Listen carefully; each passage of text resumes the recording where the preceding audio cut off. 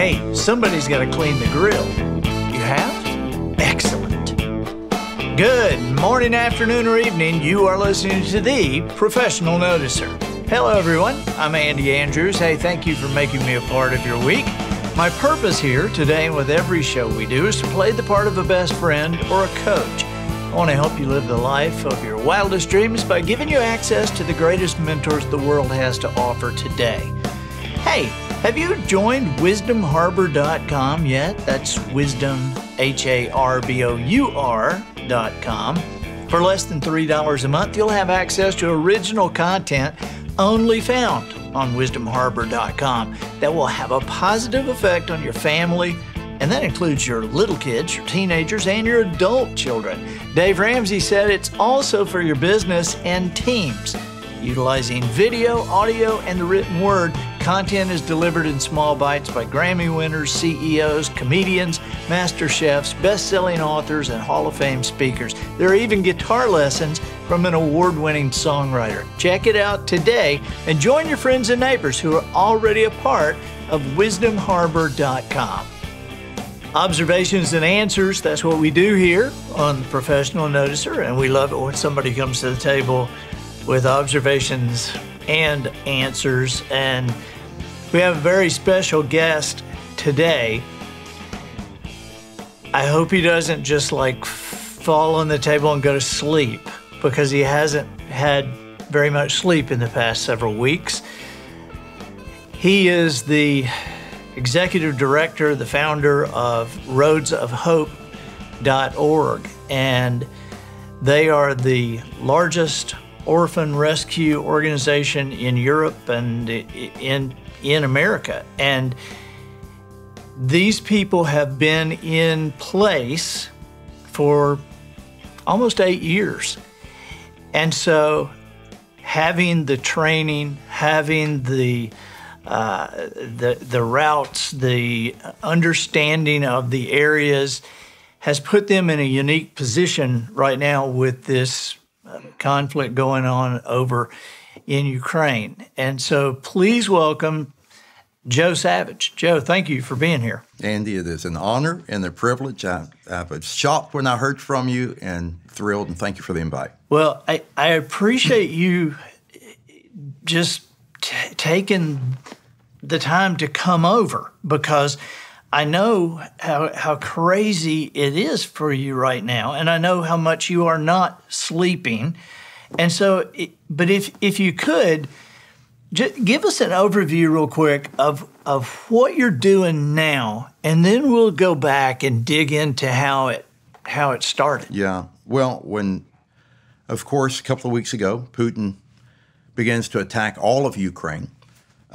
We have children's homes, orphan homes in Moldova. That's a neighboring country to Ukraine.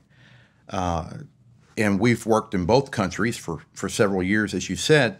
But when Putin began to attack Ukraine, Moldova doesn't really have the military. And it's always been said, and we've always known, we've worked in the environment, that country could flip any time Putin wanted to. And there was already Russian soldiers and military in an area of Moldova called Transnistria. It was a breakaway republic. The world says it's still Moldovan, but it's like going to an old Soviet museum. Hammer and sickle, Lenin statues. It's phenomenal to visit. And so Russian soldiers have been there. They never left since the fall of the Soviet Empire. So when the attack began, our children's homes in Moldova, they were within 30 miles of where the Russian military was firing into Ukraine. Of course, they didn't know which direction they were firing. They just got the children woke up to this, massive fireworks show, if you will. And of course, that put us in a position to begin to immediately say, okay, what are we going to do? We got to make sure our children's homes scattered across Moldova are okay, or we need to extract them and get them over to the next country, which would be Romania. What do we need to do here? Is the whole country about to be flipped? Is Putin about to come in? No one knew, of course. And so we have 7 of our houses, and then we have a partner group there that has about 40 houses. And so, but we work hand in hand. across the country. We take, in our partnership, we basically take the ones that have the greatest needs, and we financially support those homes and do training and all. And so as a group of these 47 houses, can you imagine 320 children in these houses? So what are we doing? We got that secured. That was the first 24 hours. It became apparent that the Ukrainians were going to put up a fight, and Putin wasn't going to be coming to Moldova anytime, at least in the next few days, at that point's thinking. And so the Ukrainians began to flow over into Moldova. Here's something, Andy, that the national media as a whole has not really done a good job of coverage on. They continue to say refugees going to Poland, Slovakia, Hungary, right? Those areas out that part of Ukraine. Of course, on the east you have Belarus and Russia. On the south you've got the Black Sea. Well, the only place to go in the west would be through Moldova, trying to get to Romania. So here sits this little tiny, the poorest nation in Europe, Moldova, where we're headquartered, and all of a sudden, thousands of refugees are pouring over because the entire southern half of Ukraine has only one way to go, west, and that's into Moldova. So it's a neat story in that there's two tiny village churches near the border, the two highways that come in on the south side of Moldova, two village churches, and those people, they're poor. I mean, I'm talking less than $200 a month, okay? And they pay European prices for things, similar to American prices. So when the people came over, these village churchgoers took everything they have and began to go feed the people as they came across, supplying them water, a lot of wells, so they were filling up big tanks. And, well, they're rapidly going to run out of food. And our movement, and through our partners, we began to see, well, these people are already doing this. So we said, well, let's get some food. Let's get some people down there to begin to help. We were able to do that within the next 12 hours. And so we secured our people in 24 hours. The next 12 hours later, we were surging food and feeding at the border, and it never stopped. That grew into feeding at the border at two locations and transporting people, because it's a couple-hour drive to get to the main city, transporting these refugees.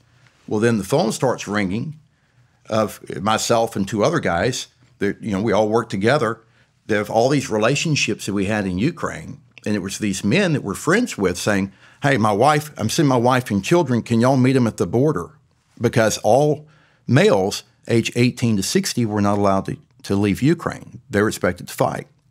So you had these women coming over with children, fleeing, usually with one bag. Some had vehicles, some didn't have vehicles.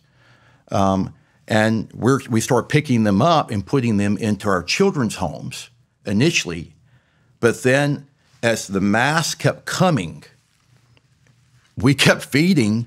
And there's a camp in the middle of the country that we're involved with. We don't own the camp, but we're involved at that camp. Two brand new buildings were about to be opened, and we're like, well, let's use those buildings. Went and bought 250 beds, put the beds in there, and started taking people to these two buildings. Hired a chef or a caterer that knew how to feed a lot of people. Right. Had these church volunteers that were in that area all start serving, and we have not stopped. And now here we are, and we're the largest refugee program in the entire country of Moldova, where hundreds and hundreds of thousands have come through now. And then we started extracting orphans out of Ukraine or getting calls, can y'all, because we already had trained staff in these 47 houses. Yes, we'll take them. And so we've gotten 220 orphans out of Ukraine, either to Poland or into Moldova. And now we've got, it fluctuates because usually people stay 1 to 2 nights and then they move on to Romania because Moldova is still dicey. So it's interesting, Andy. I mean, on average, 400 orphans a night in our 47 children's homes. And this refugee camp with 300 to 350 people in it, we're doing 2,200 meals per day. And man, I'm assuming you're getting no government assistance. No. The United States has not shown up in Moldova yet. I know our Secretary of State showed up and went to the border. I mean, we've been on the border from day one. I mean, I drive that border back and forth to Ukraine. So, I mean, we're on the ground, we're building the ground, and people keep asking, how did this nonprofit, this small nonprofit in Alabama, turn around and you're doing this? Well, it's because we've got 7 years invested of doing anti-trafficking work, because that's a major hub of human trafficking, sex trafficking of orphan girls and labor trafficking of orphan boys. So we already have this network. We've been in the underworld. We've been in the face of the Russian mafia. I mean, I'm used to that. I've seen it. I've seen the girls being sold and have been followed, and I have to be cautious. I hadn't been able to go to Ukraine the last couple of years, not because of COVID, but because of threats. So, that's my world, and we live in it. But here we are now. It's like God uniquely positioned us with these houses across Moldova with these trained house parents, and we just did what we do. It's just like our mission statement at Roads of Hope is that we rescue orphans out of darkness, take them to safe houses, and give them a better life. Well, you remove the word orphan and put refugee, what we do is the same thing. So we're already there, but no government help. I mean, we're on bread and fish. I mean, bread and loaves. If somebody's a Christian, you know the story of Jesus multiplying bread and fish. I mean, we're literally, that's how we're operating. And honestly, I don't know how we're doing it, apart from God's just, here you go. Because, I mean, the reason I hadn't gotten sleep is because we stay up late hours. They're 8 hours ahead of us here in Alabama, time-wise. So I'm on their schedule doing logistics and talking and trying to maneuver people around. And then I come over here and I'm trying to catch up and do administrative and phone calls and, and all these people, because the word's getting out that we can get people out, and we can get some, but not the mass, And so they're calling in desperation, please, Joe. And we want to help everybody, but the truth is we can't. And it's tough, Andy. It is hard. And in some ways, I'm glad I'm moving so rapidly, because I got a lot of orphans that I love and have built relationships with, and people that are great people. I mean, if they lived here, they would be our friends. We go to dinner with them, I mean, hardworking, just regular people. And I'm getting pictures and messages. I mean, they're starving. They don't have any food. I mean, all these horrific stories, and I can't let my mind go there much because I get too emotional to do even the work that I need to do to help as many as I can. Right. So that's where we are, and I don't know how it's working, but it's working, and we're going to keep doing it, and we're not going anywhere. I mean, we're committed. I think that it's such a key that you guys were set up. I mean, that you were in place. Your people were trained. You had houses. You were set up. But when you started this, we hear about the sex trafficking, and we hear about organizations trying to rescue people from sex trafficking. But tell me the statistics on orphans that are taken for that, because what you guys are doing is you're jumping ahead of that, and you're rescuing the orphans before they get taken for that. Yeah, that's right. And I've had, through the years, and a lot of people say, well, golly, I mean, y'all should be doing, rescues of girls that's already been taken. But we have done those, and we'll do them again. But that's not it's way easier, and it's a much better route. If a girl's going to be trafficked, why not cut it off before that happens? Right. Right? It's common sense. And so how do you know? What are the statistics on the orphans over there? And this is in Ukraine and Moldova, okay? Which are two highly corrupt countries.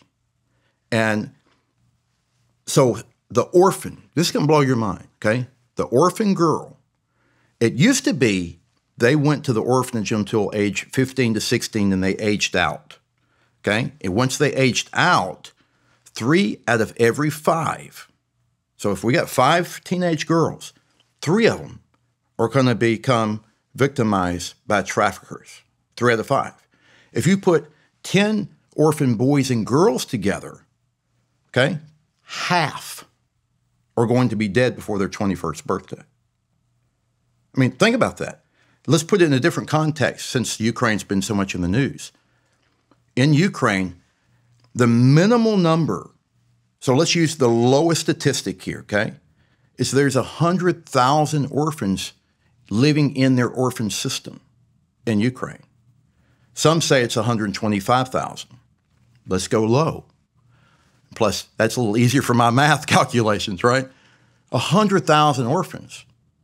Well, let's just say 50,000 of them are girls. You know, you start narrowing that down.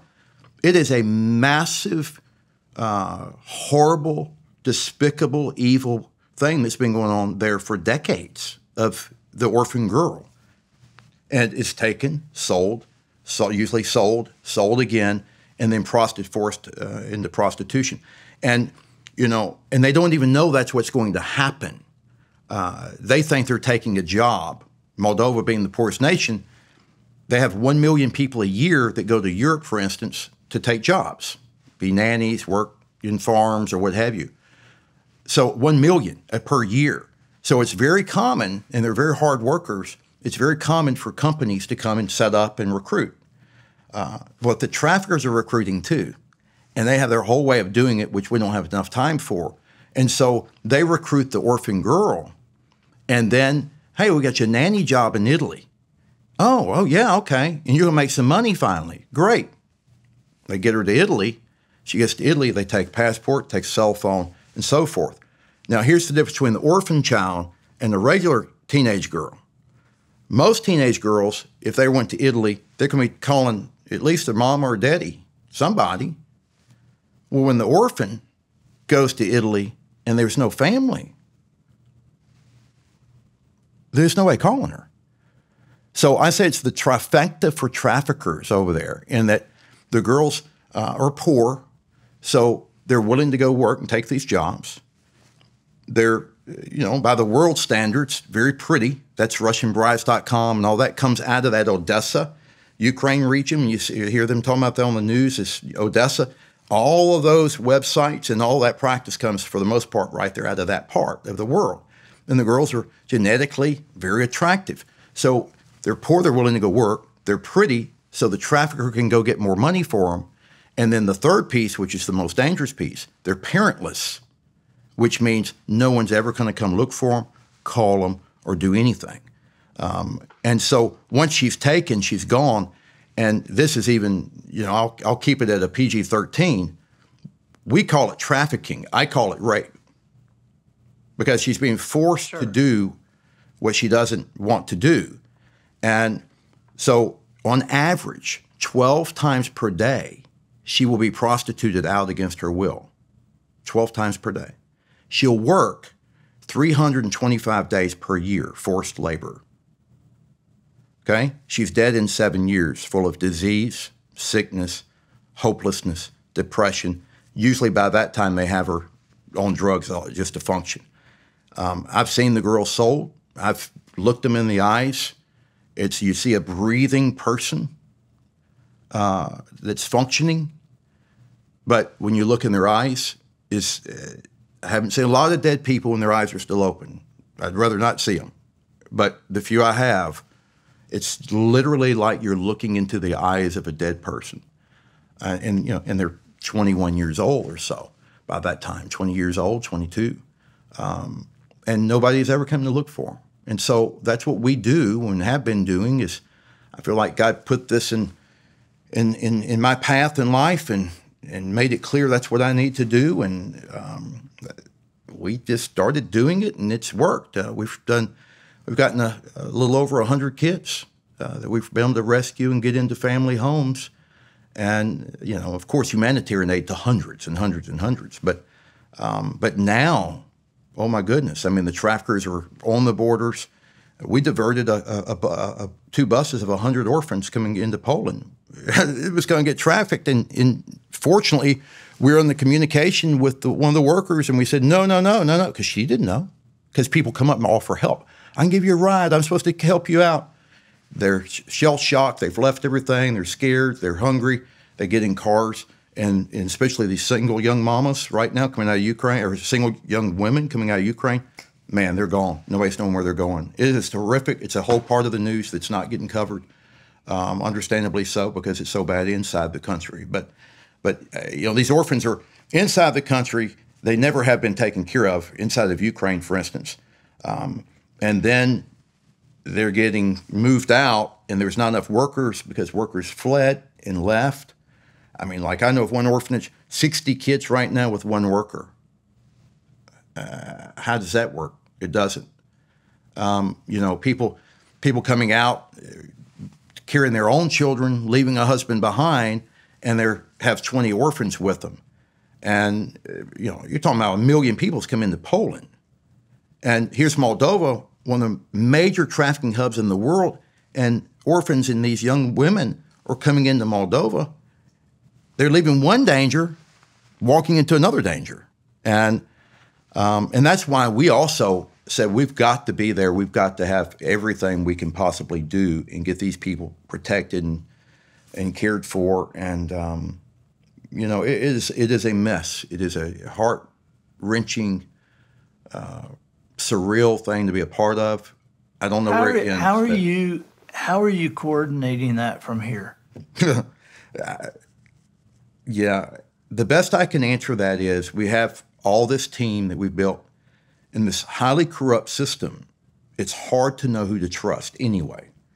So I have different ways that we, you know, we'll leave money around, see if they take it, kind of stuff, and you know, and weed people out. So we've got ways that we've built these relationships. So how do I do that? Well, I'm a hands-on guy, you know, and I travel back and forth anyway. And so when all this went down and our team and the whole thing with Moldova, I was ready to go, praying about should I go, try my best, and I have to go tell my parents I was going to go. You know, my wife looked at me, and I was like, you know what I'm thinking? And she goes, yeah. And I said, she goes, I know you're going. I said, why do you think I'm going? She goes, because you're not going to let those girls just disappear on you. You know, I mean, I've had one of the girls that calls me her father.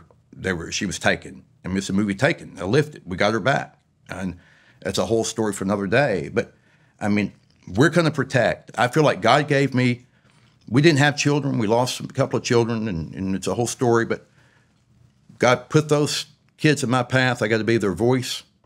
And they're trying to be a protector and provider. And that's really what we've done. And how do I do it from here?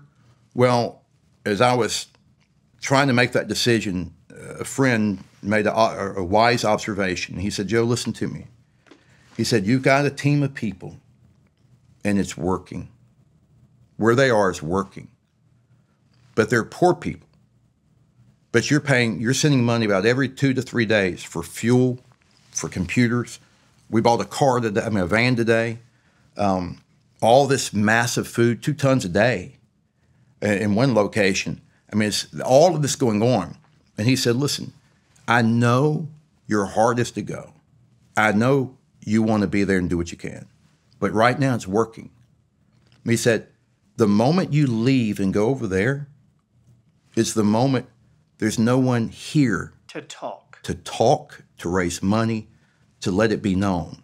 You know, and that's one of the reasons I'm grateful today, because I know people watch and they care that watch your show. And for me, we've been I've got a guy in a wheelchair, disabled vet, blew off the top of a Humvee in Iraq, who's been my right-hand man, and he is phenomenal. He's from Bay Minette, Alabama, in a wheelchair, adopted 2 Ukrainian orphans.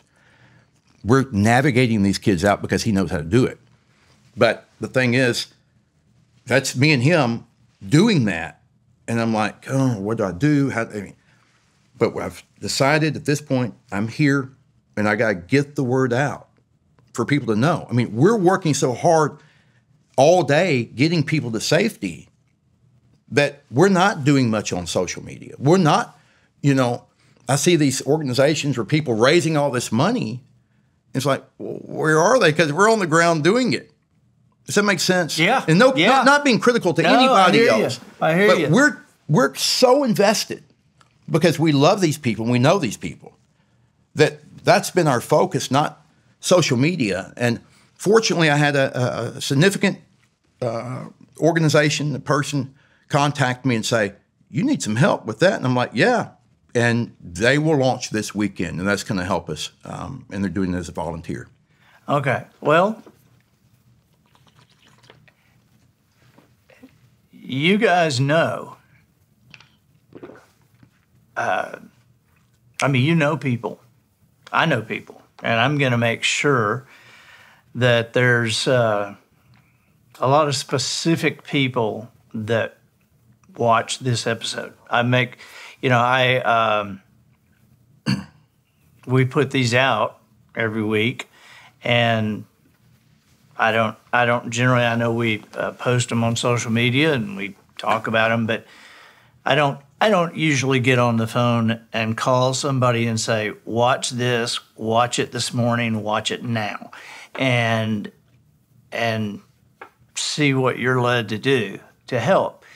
But I'm going to do that with this. And so I am asking you guys, when you watch this, if this touches you like it has me, shame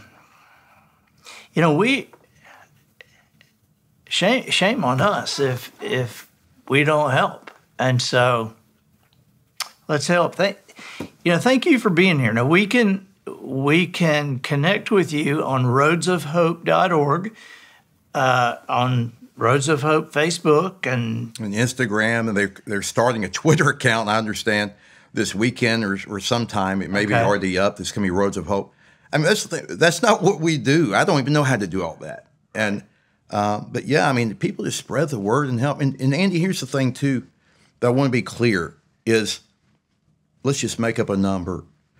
If you gave $100 to me today, right, or you went to roadsofhope.org and gave $100, in 48 hours, business day hours, right? Weekends gets weird, but in 48 hours, that $100 you gave me, 1% will come out because that's what it cost roughly to wire it, okay? And it goes to straight to the field. 48 hours, your $100 goes to the field. 24 hours after that, so within 72 hours, that's converted into fuel or food. Put that in perspective, because we're already designed to do it, and we've been doing it. So that's how quickly money comes through.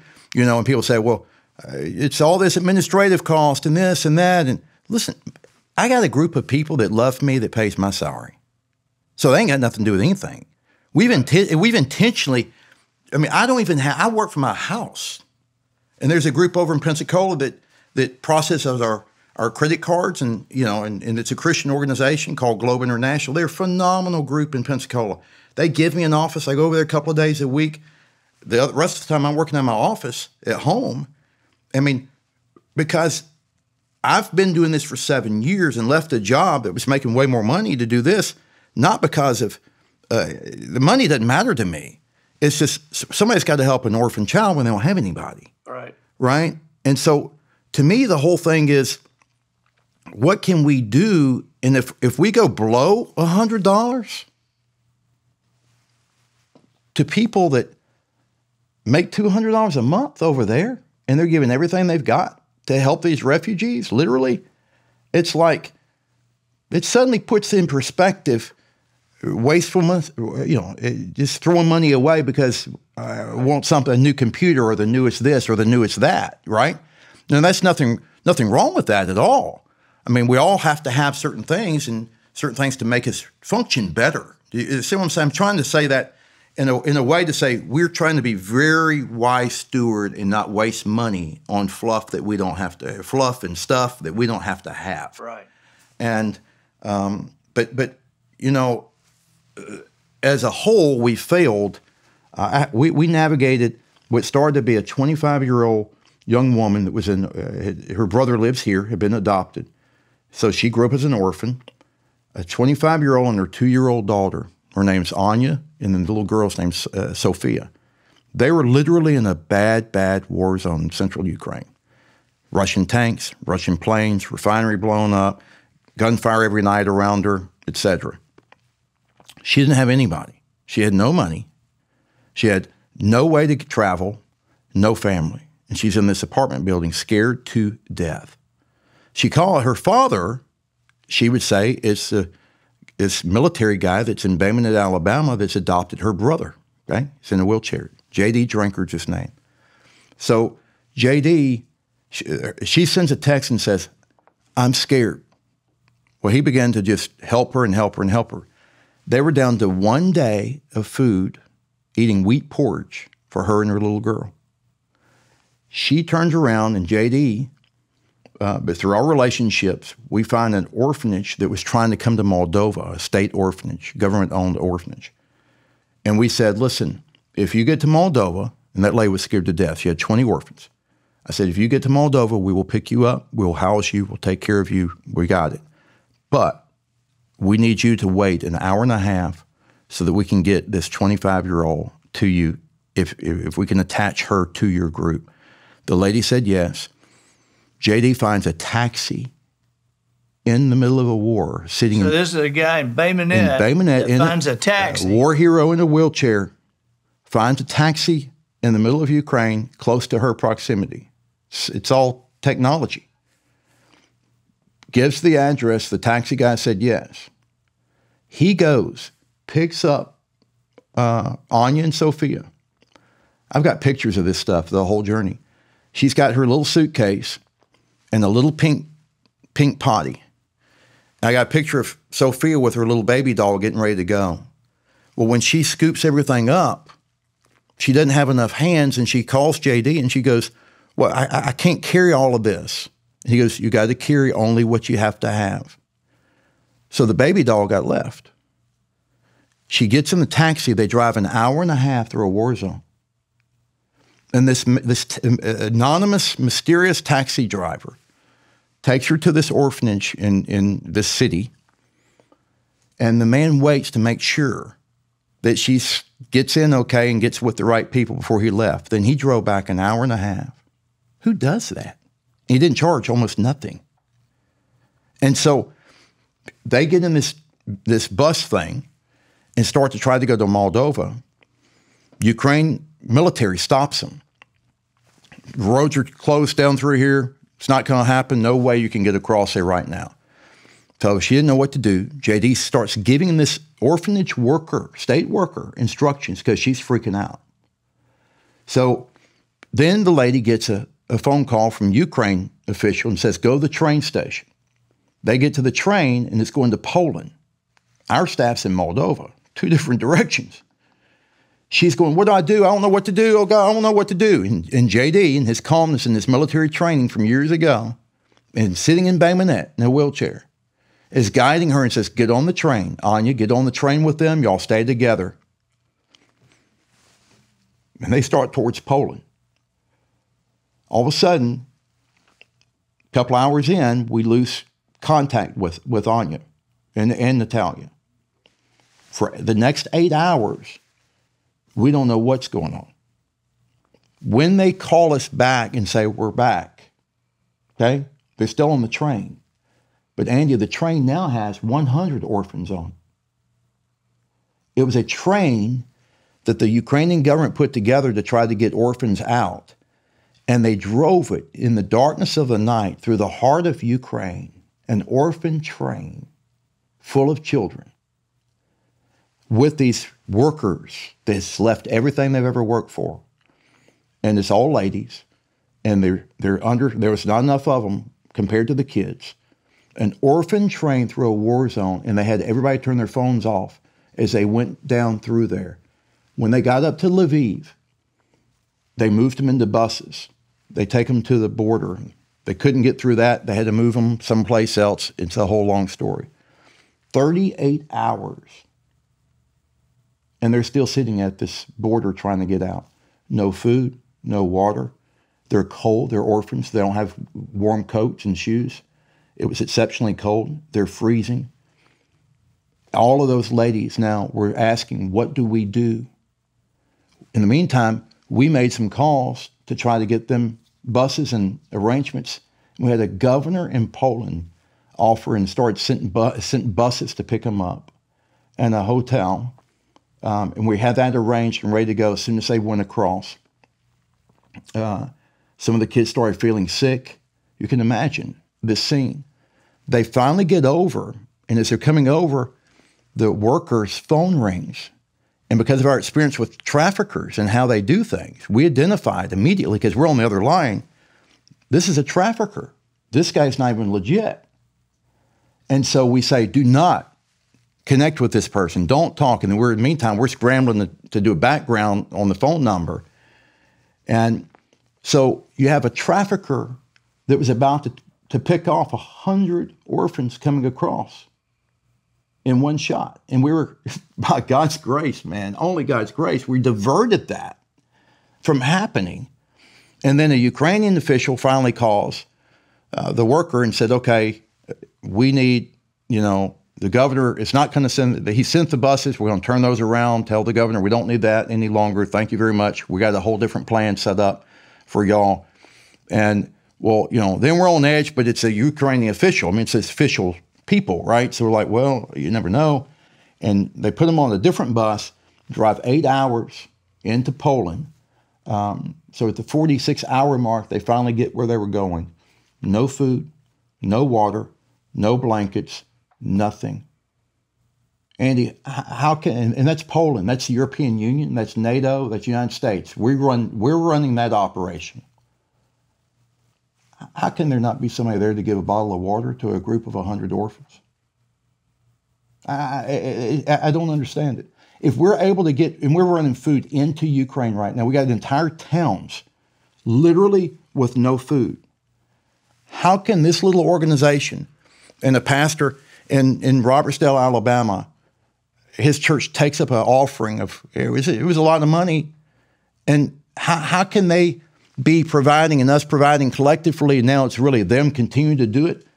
How can they get food into Ukraine, but we can't, as a powerful nation, not be able, in the European Union, not have a bottle of water to hand to an orphan child when they come across? And a guy in Bay Minette and in a wheelchair is able to get a taxi to pick up a mama and her baby. And here's the rest of the story. I'm going to tell this before it happens. And when this was this week? This has played out in the last few days. Yeah. So they've been to this location 7 days now. I'm sorry, it's called no sleep and whatever. But get this. Not only that, but because this girl leans on JD as her father and her brother's over here. JD left yesterday on an airplane from Pensacola to fly to Poland. When he gets to Poland, he's meeting some contacts of people that's helped us on a number of extractions. Check on that. That's day one. Then he'll take a train down to this location where these kids are to go get Anya and Sophia. There's a little special needs boy that I have become very close to, named Maxine. They have trafficked children out of that orphanage in the past. In fact, JD adopted, that's his second child, was a child that was trafficked. We got him back, and JD adopted him so we could get him out of there. Phenomenal people.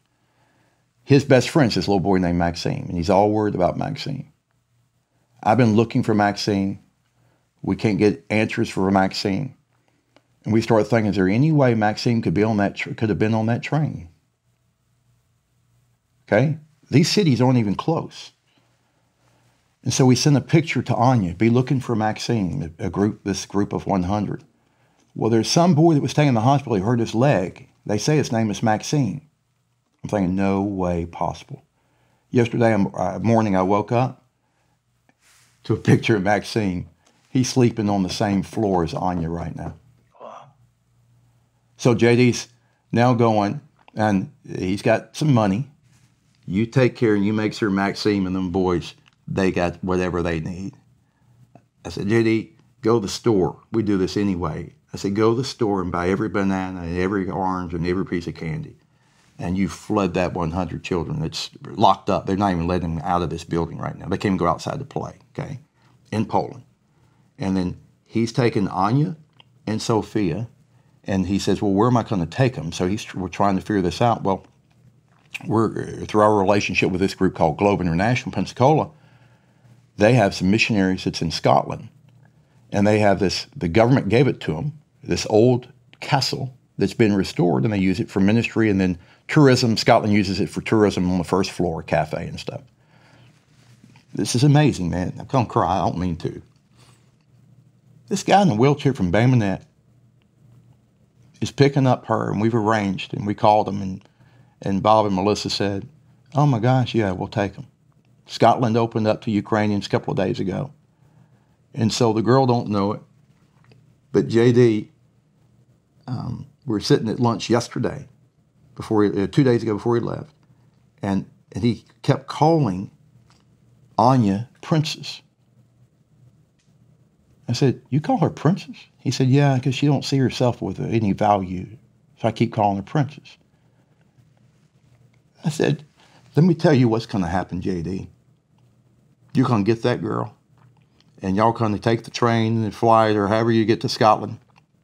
And when you get there, it's going to be somebody that's going to pick y'all up.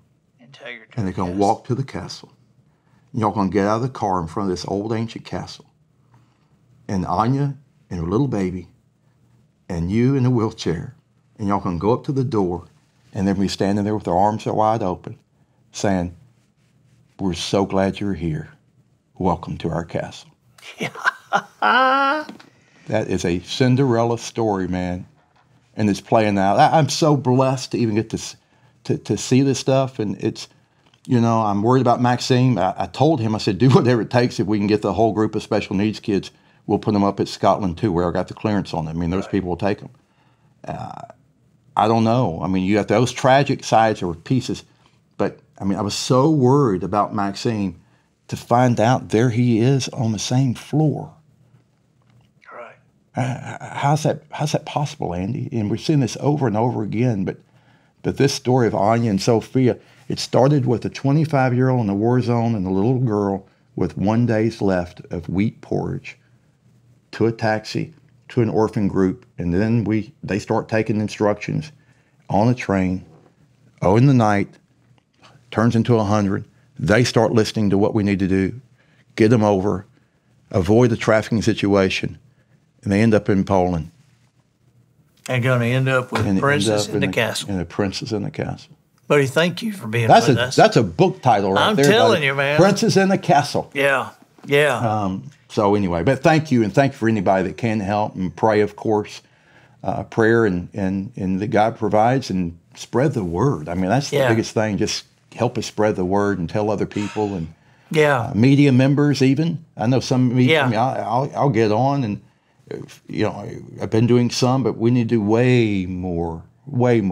And well, we'll help. We will help. You guys know where to reach Joe. You know where to reach anybody with roadsofhope.org. And let's get on this. Thank you. Thank you so much. Really. I'm Andy Andrews, the professional noticer, harnessing common sense and wisdom to plow through challenges all the way to an answer for you.